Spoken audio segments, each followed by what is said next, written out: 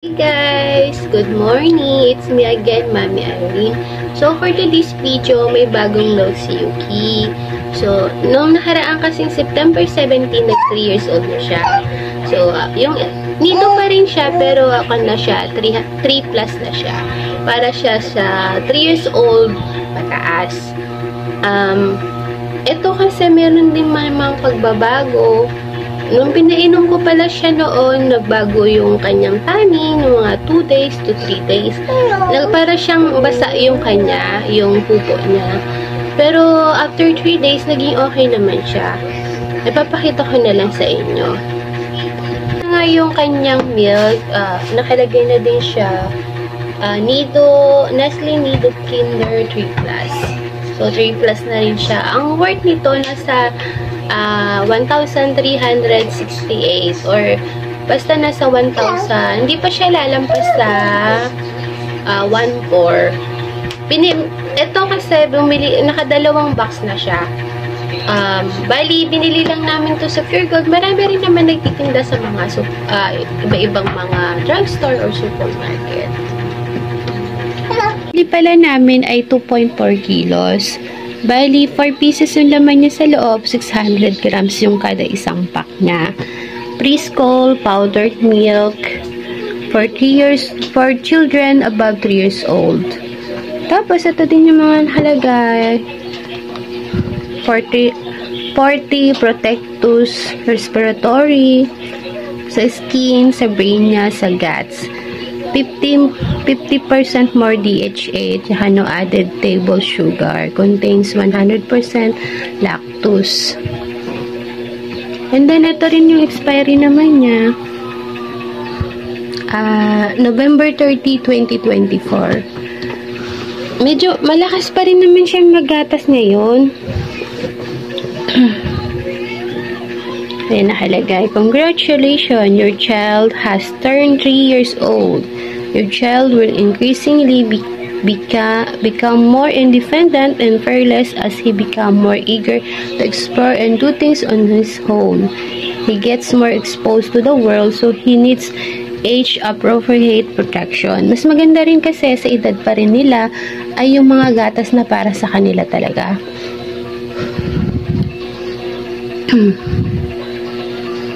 Nido Kinder 3 Plus is specially designed by experts with a unique blend of ingredients to give age-appropriate nutrition for your child needs. And ito daw, respiratory, Lactobacillus protectus, may help support defense upper respiratory tract. Ito naman sa skin niya,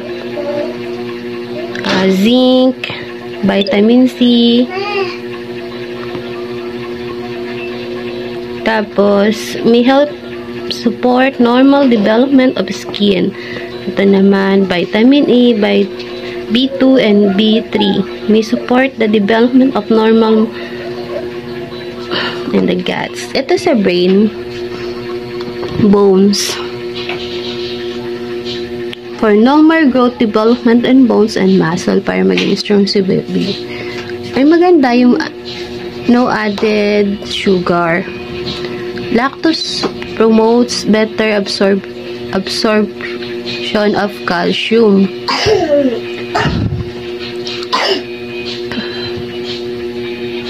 And then, ito pa rin yung regarding po naman po sa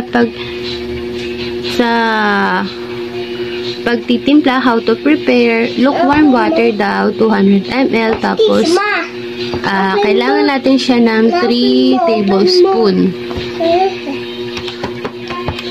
Tapos, enjoy Nido 3 Plus as a part of drink at least 2 glass Nido per 3 days. Night and so, si Yuki. Ganun pa rin naman siya. Malakas siya magdede pag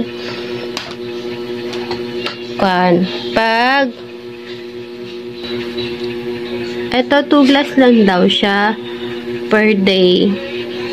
O bali parang 6 tablespoon lang. Pero si Yuki, as long as gusto nyo, okay lang, sabi ng daddy niya. Storage advice. After each use, the bag should be closed tightly. Ilagay lang natin siya sa garapon pagkatanggal natin ng mga pack. Ayan, meron din mga inquiry dito, customer service. Pwede kayo mag-inquire dito sa customer service. And then, ito yung mga nutrition information fact niya din. Energy, protein, carbohydrate, sugars, lactose, vitamins. Marami siya dito. Minerals, iron, zinc. Ito nga palang 2.4 na kilograms. Number of serving niya per pack is 62.2 serving siya. Per serving siya, 38 grams powder plus 200 ml water.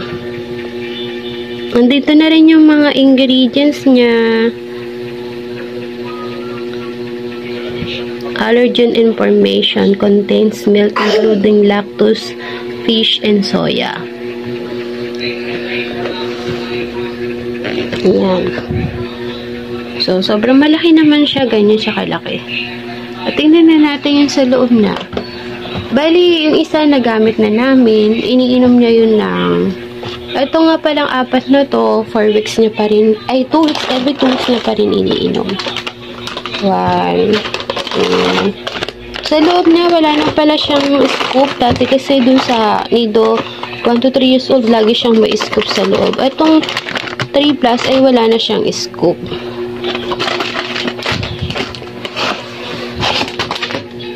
And dito pa rin sa packaging niya naman is meron pa rin siyang ayan, nakalagay dyan ay Nido. Nakikita nyo ba? Ayan, Nido 3 plus. Tapos yung expiry date niya November 30, 2024. Tapos meron siyang mga batch number siguro dito. Pakita ko na lang sa inyo yung powder.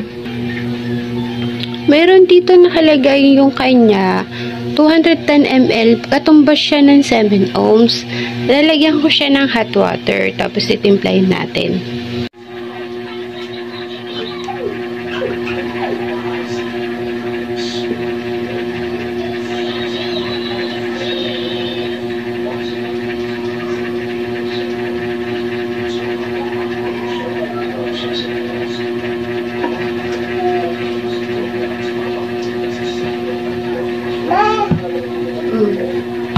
Tapos, ililipat ko lang siya sa baso. Nakadami yung 200 ml. Ayan. Ganito siya kadami yung 210 ml. Tapos, ito na pala yung isang pack. Konti na lang yung natira. Ilalagyan lang pala natin ng 3 tablespoons. Guys, ito na po yung natimpla natin na iinumin ng baby ko si Yuki. Medyo may ubo kasi siya ngayon at saka sipon. Palalamigin ko muna kasi sobrang init pa. And then, tikman din natin yung lasa niya. Sakto lang naman, hindi siya masyadong matamis. Katamtama lang yung tubig na nilagay ko kasi 200 ml. And then, regarding pala dun sa scoop, ganito, diba ito yung nakalagay dun sa una? Kung ito yung gagamitin natin, 7 scoop yung natin, pang-scoop natin. Excuse me. Tapos, ito pala yung kanya. Ito kasi, yung kanya first pack. Bali, pinauubos ko muna siya. Ito kasi, yung una kong nilagay na first pack, hindi ko muna siya pwedeng dadagdagan ulit. Kailangan is ubusin ko muna siya. Uubusin muna namin bago siya ulit lagyan. Tapos hugasan para at least hindi kasi siya pwedeng tabunan na lagyan ulit ng bago, ganun. Kailangan makonsume niya na agad yung unang nilagay natin. Maganda rin pala kasi si Yuki paggabi, dahil nga inuubot si Pon dahil panay ang ulan ngayon at saka nasa Manila kami. Nagpapainit talaga ako ng tubig. Ito, minsan ang ginagawa ko, kinakakalahati ko lang. Parang warm lang siya pag nagdidede siya paggabi. Tapos, ayun lang naman, o-observe ko pa kung ano pa yung mga kanya, yung mga kailangan pa doon or yung mga magaganda pa.